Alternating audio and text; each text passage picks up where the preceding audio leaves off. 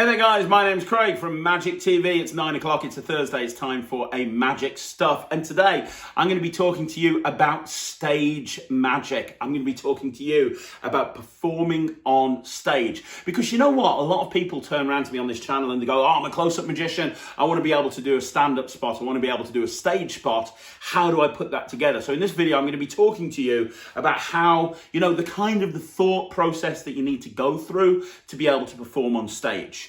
Now, the first thing that I want to talk about is why it's important to put this together. And guys, I can't tell you enough how important it is as a close-up magician to be able to put a stage or a cabaret act together, even if it's just an upsell. And what I mean by that is if you're booked, for example, to go and do a wedding, right? So you're booked to go and do a wedding and you're doing 2 hours mix and mingle. It's great to be able to say to them, you know what? Would you like me to do half an hour at the end of the wedding breakfast to everybody and kind of give people that VIP wow treatment, that wow factor, by doing a stage show to everyone at the end? That's a really important thing to do because you can upsell. That might make the difference between you getting a gig and not getting a gig, right? If you can add value, if you can say, well, you know what, I'll do close-up magic, but I can do this for you as well, which would be this much extra. First of all, you're going to make more money, which is good. But second of all, as well as you making more money, it also means that you're offering something that your competition can't. The other thing that being able to offer a stage show, being able to do a stage show, is it opens more doors.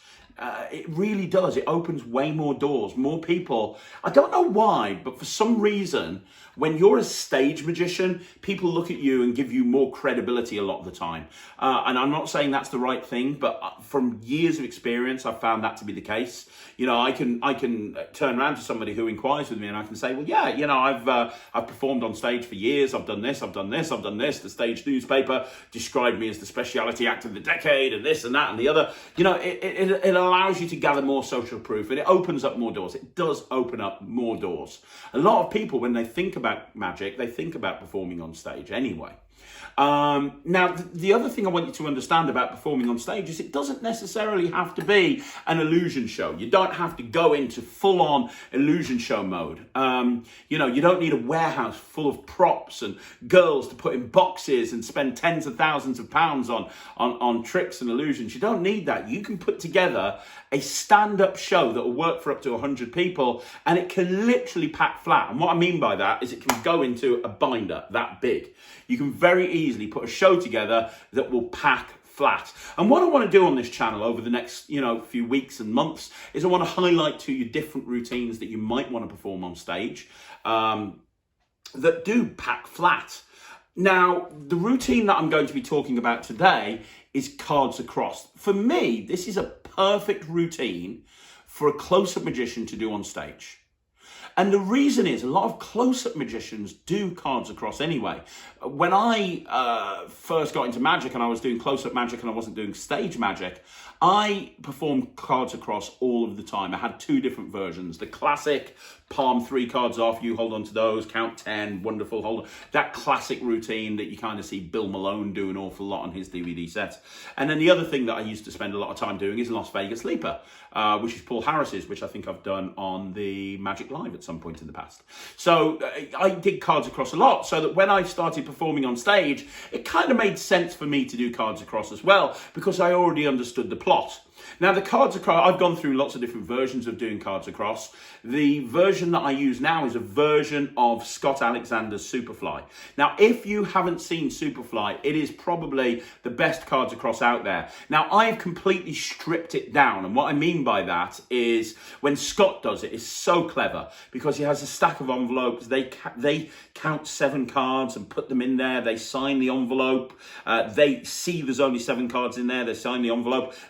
It's very, very beautiful in terms of methodology. And I did, and then he gets somebody to go out and pick 3 cards and they look at the cards and they're put back into the packet that goes into one envelope and the cards jump across, and then when he spreads them out, the 3 cards that they've picked have actually gone across. It's beautiful, it really is. And I tried performing it Scott's way, and it just didn't work for me. It was a bit too long-winded.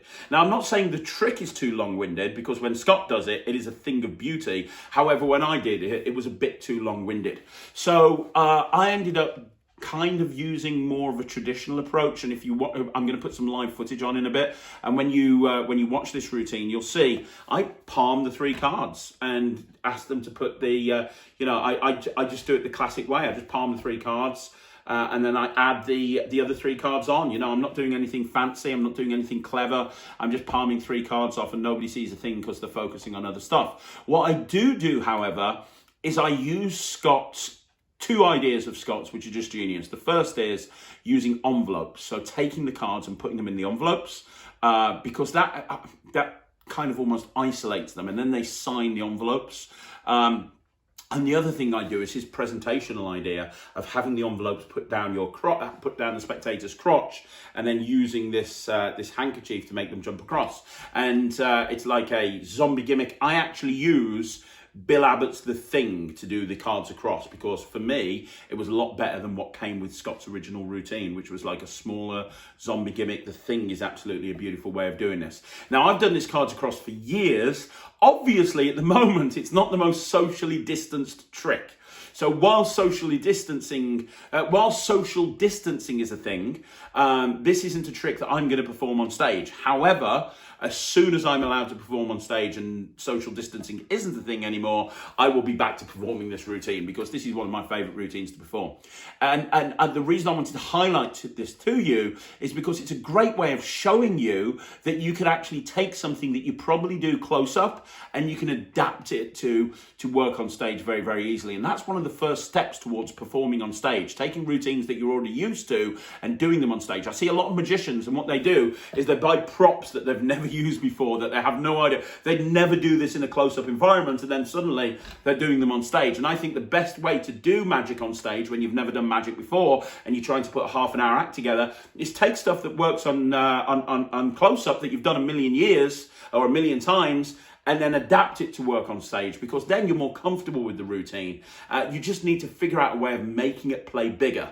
And this is a perfect example of how to make a routine play bigger. I'm still doing cards across, but because of Scott's genius idea of the envelopes and Scott's genius idea of the presentation, it plays to a massive audience. So the clip I'm about to show you is the semi-final of Britain Does Variety, which I won the semi-final, didn't win the final, but I won the semi-final of Britain Does Variety with this act. So, This is the routine that I want you to look at. I open with, I'm going to include what I did at the opener. I just did a very quick vanishing bottle just to get the audience on side, and then I went into the cards across. So I want you to have a look at this, watch the routine, okay?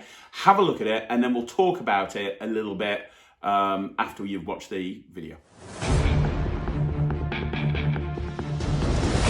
Comedy magician, please put your hands together for Craig Petty. Fantastic. Good evening, ladies and gentlemen. You're having a good time. You sound so excited. My name's Craig. I'm a magician. Please contain your enthusiasm just for a second. I appreciate that. Guys, I'm going to perform for you the very first trick I ever learned when I was 6 years old. Would you like to see that? Fantastic. It uses a brown paper bag. Looking inside the bag, it is completely empty. My hand goes inside. Now let me see, you right there, sir. When I snap my fingers, I'd like to name any number between 1 and 5. Completely free choice. Say nice and loud so everyone can hear you. If you could do that right now for me. 78. Have you ever helped a magician before? And frankly, you're not helping one now, to be honest. We'll try that again. Between 1 and 5, when I snap my fingers, go for it right now. 4. Thank you. Years of practice. I said it for the first trick, I didn't say it's any good. Guys, the second trick's a bit better. I'm going to tell you what's going to happen. I have a bottle. I'm going to put the bottle inside the bag, and then inside the bag, the bottle is going to disappear. Give me an ooh. Congratulations on probably the single most sarcastic group I've ever heard in my life. The bottle's going to disappear on the count of 3. I want you to watch very carefully. Do not blink. It happens on 3. That's 1, 2, 3. Ladies and gentlemen, the bottle's gone. Thank you. I know, right? This is the first part of this amazing trick. If I snap my fingers, the bottle comes back. I'm sensing hostility from some of you. Unfortunately, it doesn't get much better. But I'll try again. I'll tell you what we'll do this time, I'll let go of the bag. If I let go of the bag and the bottle disappears, would that be good enough to get a big round of applause? Right, that's the deal then. Everybody watch the bottle, watch the bag. On the count of 3, it'll go. I'll let go. That's 1, 2, 3. Ladies and gentlemen, the bottle has gone. I have let go. Thank you. I know. Years of practice. You do realise I'm going to keep doing this until you like it, right? Could be here a while. Ladies and gentlemen, it's a magic act, so let's try and do some magic. Watch the ball, watch the bag. 1, 2, 3. That's the vanishing ball. Ladies and gentlemen, completely gone. That's magic! Boom! Thank you.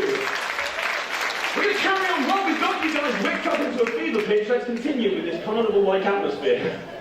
I need 2 people to come up and help me. Can we have the help sites up? I need 2 people. Now, I love when I ask that. Everybody looks down as if to say, he doesn't look at me, I'm not going to pick him. That's not the case. I want 2 men. You right there, sir. If I'm not looking you directly in the eyes, I'm not being rude. The light is bouncing off your head a little bit, so I'm struggling. Can you put your hand in the air? Are you right there, sir, looking at that direction so I don't see you? Can you put your hand in the air? That's very good. Wonderful. Yes, of course you can come up and help me. Give them a big round of applause. Come on, give them a huge round of applause as they make their way up on stage. Hurry up, guys. I guarantee you, when you make your way to this bit, the audience is going to go crazy. I'm going to count them in and they'll go nuts. Watch this. 3, 2, 1. Wonderful. What's your name, sir? David, everybody! Where are you from, David? Sorry? I heard you the first time, I'm just sorry. It's from Northampton. And what's your name, sir? Paul. Paul, everybody! Slightly more popular than David, that's fine. Where are you from, Paul? Market Harborough. He's from Market Harborough! Nobody cares, that's fine. We're going to do a card trick. I know, I've really just like gone all out for this, haven't I? Pack of playing cards. So Paul, right? No, he's Paul, you're David. I'm getting confused. David, here's what I want to do. I want you to take the cards. It's not the sort of trick where you pick a card. I want you to take the cards and count 10 cards into my hand, out loud, 1 at a time. When you count out loud, the audience is going to count along with you in big, loud voices. Now, there's 2 reasons for that. The first reason is so that we know there are exactly 10 cards in my hand. The second reason is, you're from Northampton, you probably need all the help you can get.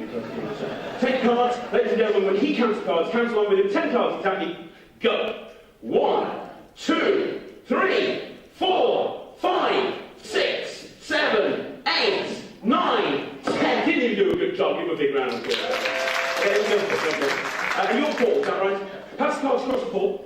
Take the 10 cards for me there. And what I want you to do is put them inside this envelope and then seal it up. While he's doing that, 10 cards. Count along with him again. Go. 1, 2, 3, 4, 5, 6, 7, 8, 9, 10. Thank you, you helped so much. That was wonderful. Take the 10 cards and put them inside that envelope. And then what I want you to do, take this pen, write your name on the front in big, huge letters so the audience, even the guys in the cheap seats at the back can see your signature. And do the same thing if you can just write your name. That'd be wonderful. That's great. Thank you, David. And the smiley face, that just made all the difference. And, or no smiley face, but very good. Cross, change faces. Very good. Face that way. Hold the envelopes in front of you. Great stuff. Right, you guys, this 10 cards here, 10 cards here. I'm not going to touch the cards at any point, all the envelopes. What I want you to do, guys, I want you to use your imagination. I want you to imagine that there are not 10 cards in those envelopes. I want you to imagine in those envelopes there are £10,000. Still in sarcasm. Thanks. And what I want you to do is I want you to take those envelopes and put them where people couldn't find them. So even if you were going through airport security, they wouldn't find those envelopes. I'm going to be less subtle. Shove them right there, just shove them right down there. That's it. I'm interested, David. There you go. It involves you as well. There we go. All the way in. We can't see them. No, we want them to go south for the winter. There you go. That's very good. Right, here we go. Arms down by the sides. Ladies and gentlemen, the idea of this is very, very simple. I'm going to try and make 3 cards disappear from here. And they're going to appear over here. You will feel them go. And you will most definitely feel them arrive. It's going to be wonderful. Okay, we're going to have to do this under the cover of darkness. Put your arms down by your side. Don't move a muscle. Under the cover of darkness means I have a handkerchief. And I'm going to come behind you right now. I know. I'm very excited about this. That's good. My advice is not to back up right now. 3 cards from here to here. Are you ready? No, I said, are you ready? No, look, if you get excited, the audience will get excited as well. Let's try that again. Are you ready? Oh, I'm ready. He's ready. Are you ready? I'm ready. No. We tried it with him. Come on. Are you ready? I'm ready. Fantastic. Guys, are you ready? Yeah. 3 cards from here to here. We're about to feel the magic happen, buddy. Can I have some cards jumping across music, please? Cards jumping across music, please. Here we go. Things happen to us.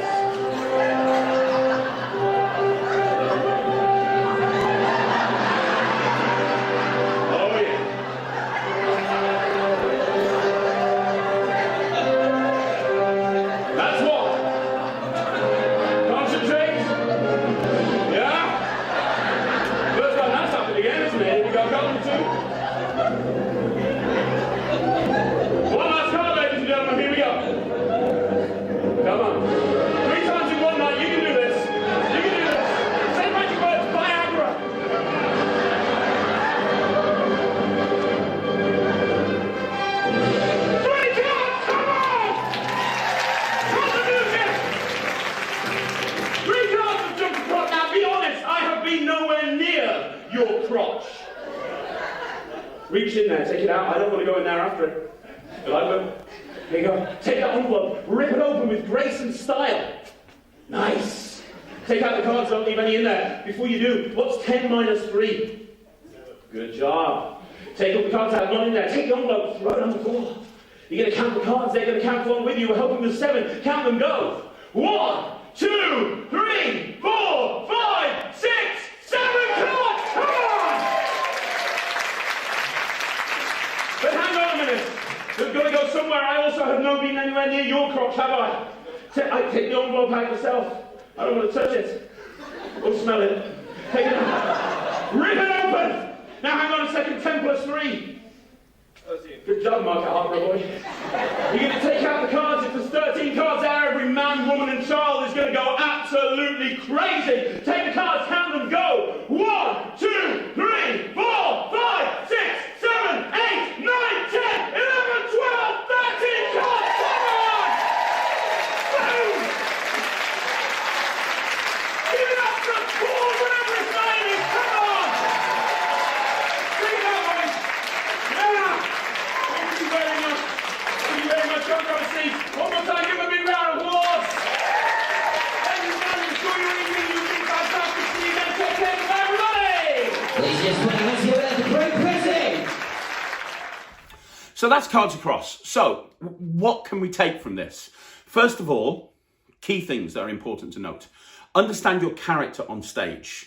Understand what tricks will work for you on stage and what tricks won't work for you on stage. Understanding your character and trick selection is even more important on stage than it is close-up. I can do close-up for 3 or 4 people, and I can pull out a hot rod and I do a hot rod routine, something like colour stick, and then I can put that away. I can do a mentalism thing, and it's not really that much of an issue. I'm just there for 5 or 6 minutes to show them some magic before I work onto another group. When you're performing on stage and you're doing a half-an-hour show, the thing about doing a half-an-hour show on stage is you have to understand your character, and the tricks that you do have to relate to that character. So you see me performing on stage, I'm a very cheeky guy, I'm very shouty, I'm kind of a little bit angry like I am in real life, and that's all it is. My stage character is me with the volume turned up. I'm very sarcastic, I'm a little bit, I try to be quick-witted, and that's my style, right? So I need to pick tricks that would work with that. There's certain routines that wouldn't work, and it is really important when you're developing a stand-up show, where you're developing a stage act, you need to make sure that you are aware of your character, and you need to make sure that you're aware of the trick selection, and make sure that the tricks that you are performing work with you as a character. And on that, by the way, you also have to bear in mind that at least initially when you're first performing on stage, you'll have been doing close-up magic beforehand. Because a lot of the time, when you first start doing stage gigs, you book to do a close-up job, then you say, hey, would you like a half-an-hour stage show afterwards? So with that in mind, you need to make sure that your characterization for close-up magic then becomes more important. And what I mean by that is if you're going on stage and doing a half-an-hour mentalism act, and you've decided you want to do a mental act when you're on stage, and you're doing a very Max Maven stroke Darren Brown mentalism act, if you were doing close-up magic and you were doing sponge balls and sponge bunnies and whatever the hell it might be, how, they're expecting one thing, that you've done close-up, they've enjoyed it, they're now expecting that type of thing on stage, and you've suddenly flicked the switch on them. So you need to make sure, when you're performing on stage, if you're doing close-up, the close-up trick selection and characterization becomes more important, if that kind of makes sense. The other thing, because here's the thing, and this is really important. You've got good at stage magic, right? When you can just walk out on stage and perform. It's a lot easier to walk out on stage and perform after a close-up gig. And this is another reason why you should put a stage act together as part of a close-up gig, because you can go and do close-up and you can win that audience over. And as long as you've gone to every single audience member and they've seen how good you are, as long as you've done a good job and you're entertaining and they've enjoyed it, you can then go on stage afterwards and they've already bought into you as a performer. If you're just booked to do a stage act and you just walk out on stage blind without having to do close-up beforehand, that's a lot more difficult because you've not won that audience over. They don't know who you are. You've got to grab their attention a lot quicker, right? But I prefer stage magic to close-up, and let me tell you why. With close-up magic, it doesn't matter how good the audience are. And come on, we've all had those tables where they're amazing and they've screamed and shouted and clapped and, it's like David Blaine style reactions, right? It doesn't matter how good a table is. within 5 or 10 minutes, you've got to go away and you've got to walk over to another table and you've got to win that table over again. And you've got to do it again and again and again and again and again. With a stage act, you might be on stage from anything from 15 minutes to an hour, but you walk out on stage, you grab their attention, you then keep their attention. Once they've invested in you, you take them on a journey. You don't have to go and win them over again. You've already won them over. So that's one of the reasons I actually prefer stage magic. But anyway, I digress. Characterization and trick selection is very, very, very important. It really is. You really need to think about your character. You need to think about the tricks that you would do. Second of all, at least initially, try to make sure that the tricks that you are doing pack flat. The perfect example is what I just did there. I literally need a pack of cards, a couple of Sharpies, and 2 envelopes, and I'm good to go. I don't have to carry much with me. Even if you're going to put the vanishing bottle in there as well, it's just a bottle and a bag. Bottle, bag, vanishing bottle, bag, envelopes, pen, pack of cards. It's literally takes up no space, and I've got a 15, 16, 17 minute act there. The other thing is, think about how you're going to make these routines play bigger. What are you going to do? Now, it doesn't necessarily be a case of buying a marketing trick, like, okay, I've got cards across, now I need to buy Superfly because I want to do it this way. But what tricks do you do in close-up that you can do on stage, and how can you make them play bigger? How can you make those tricks play bigger? So, for example, Richard Sanders' Turbo Stick, it's a very difficult trick to make it play bigger, because as much as you try, people if there's 100 people, they ain't going to see those little X's on that Turbo Stick. So that might not be the best approach unless you've got sort of cameras that are coming on you, and you probably won't have when you're just doing it as an upsell at a close-up job, right? So think about the tricks that will play big, or think about the tricks that you do and how you can make them play big. So, for example, if you have for example, if you do a mind reading thing, like I do, when I'm doing close up, I use a Stealth Assassin wallet. I have somebody write down the name of their girlfriend and that they had at school. So, hey, can you remember the name of the first girl that you kissed? You can, great. Can you write it on there? Brilliant. I'll put it away, and I read their mind and tell them how it is. Okay, that's great. How can you make that play bigger? Well, what you can do is you can do the same thing. So you can still start the same way. So you can still have your Stealth Assassin. You can still have someone write the name down. You can still have them put it in the thing. You can still have them put it in the pocket. But now get yourself 2 clipboards and say, fantastic. Now you take that clipboard. I'm going to take this clipboard, and we're going to stand back to back. And what I want you to do is hold the clipboard in front of you. Now what I want you to do is write the first letter. When I say go, write the first letter of that girl's name. Go. S. Okay, turn it around and show everyone. Look, we've got the first letter. That's amazing. Let's go for the last letter. Go to the end and do the last letter. And boom. And now all of a sudden you're doing exactly the same trick that you've done in close-up, but you're now doing it on stage. And just by adding a couple of clipboards, you're making it play to a massive audience, because you've got these people back to back and so on and so forth. And if you want me to, and let me know in the comments down below, I will, over the next few weeks and months, I will show you routines that I do on stage that are designed as close-up tricks, but I've actually had them play on stage. Destination Box by John Allen is one routine that I do on stage almost every single gig that I do. So think about how the tricks can be used on stage. Some tricks will just translate beautifully. So I do Fiber Optics by Richard Sanders in every single situation. I do it in virtual shows, I do it close up, I do it in kid shows, I do it in family shows, I do it on stage, I do it as a front of cloth bit on an illusion show. Richard Sanders' trick can be seen from 1 million people. So if you do something like Fiber Optics and it's comfortable and you like it and you do it, that translates great to stage straight away. You can do that. Absolutely not a problem. Do you see where I'm coming with this? Does this all make sense? You don't have to. This is the mistake that a lot of magicians do. What they do is they think, right, I want to put a stage act together. I'm going to invest in really expensive props. Look, I've just bought this £700 prop. But in reality, they're probably not going to do it, because the thing that you need more than anything else when you put a stage act together is you need practice time. You need rehearsal time, right? You need time in front of an audience. You need to actually perform it in front of an audience. Well, you're going to be very nervous if you've bought this £500 trick that you can't do close-up and you're doing it for the first time on stage because you've never performed it before. But if you're taking something that you do all the time in close-up and then you do it on stage, well, suddenly now you're more comfortable with the routine because you already do it. You've just adapted it to play bigger, right?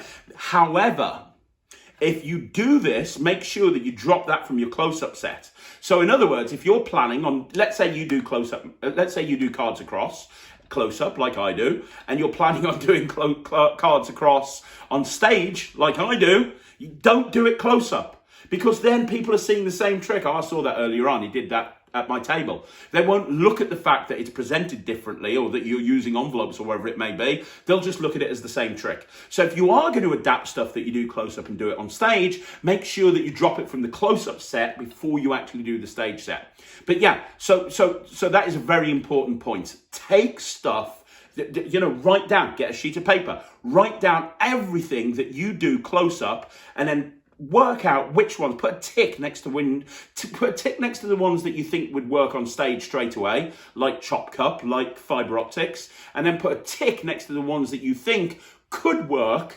but you'd need to adapt them. Another example of something I do, I do a ring routine. When I do it close up, I use, ironically, the Destination Box by John Allen. So I have a ring, it disappears, and it appears in the Destination Box, right? When I'm doing it on stage, I use a gumball machine. So I use a gumball machine on stage. I have the ring disappear, it disappears, and it appears in the gumball machine. It's still the same trick though. I'm still used to doing it because the pattern's the same. Everything's the same. It's just that I've used a different finale and I've made it play bigger. So I make it play a lot bigger. I think when I'm doing it close up, I do a false transfer. When I do it on stage, I use an Any Ring thing by Sanders so they can hold on to it and make it disappear. So yeah, that's the big piece of advice I can give you. Adapt the stuff that you do to work on stage. Don't buy new expensive fancy props. You don't need to. You can do that down the line. First of all, get comfortable performing on stage. And the other thing that I'd say, the one last piece of advice I'd give you is when you are ready to start performing on stage and you're wanting to upsell people on having this stage show, maybe charge a little bit less and be honest with people and say, look, you've booked me to do close-up and that's brilliant. I'm actually putting together a new stage show. It's not, it hasn't had much flight time. It's not something that I've done an awful lot at the moment. So I'll tell you what, I'll charge you an extra £50 and normally it's going to be £500 when I've actually got it worked in. But as I'm working it in right now, I'll charge you £50 and I'll do it at the end for half an hour for you and I'll give you guests a wow factor. Would that be okay? Then if everything goes wrong and you're doing your first stage show and you suck completely, well, they've only lost £50. You've told them that you're working on it and you've just gone and smashed the close-up. So it's less of an issue. So it's going to make you feel less nervous and less anxious because you know there's less pressure on you. Anyway, I hope that helps. It's a question that I've had an awful lot on the channel, so I wanted to cover it. But now it's over to you. Let me know down below. Would you like me to do more of this? Would you like me to showcase other routines that I do on stage and talk you through why I do and what I do? Would you like me to go more in depth with the routines and break down what's happening and when? And let me know down below what you think. Do you perform on stage? What was your first stage show like? Do you agree with the advice? Do you disagree? Have you got some of your advice yourself that you'd like to share? I'd love to hear from you. And guys, please do me a favor, subscribe to the channel, like the video, it really helps. And I'll be back again tomorrow with a magic rant. My name's Craig from Magic TV.